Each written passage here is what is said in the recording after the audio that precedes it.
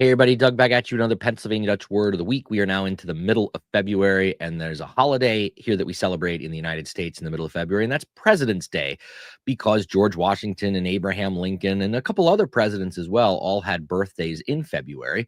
So we have a federal holiday of President's Day in February, and I thought, well, duna vera, let's do that as our word of the week. So our word of the week, and it's an easy one because it's really close to the English, is da Bresident.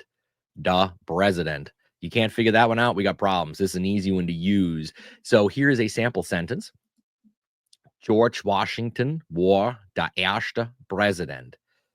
George Washington war der erste Präsident. And sometimes you might hear Pennsylvania Dutch speakers say, da George Washington, the George Washington's the George Washington. A lot of times in Pennsylvania Dutch, before a person's name, if it's a guy, we'll say da, D-E-R, the.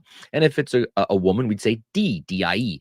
Those are the masculine and feminine forms of the. It's common among the Pennsylvania Dutch to say that. I didn't put it in here, but you could say the George Washington war der erste President. As English speakers, that sounds weird that we'd say the George Washington, but that is something that the Pennsylvania Dutch do.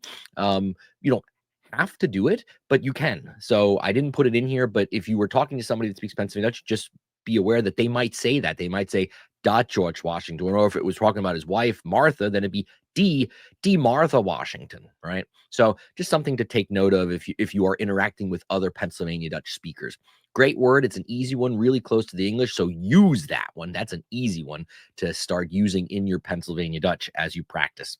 Till next week, dear friends, keep practicing your Pennsylvania Dutch and Mock Scoot.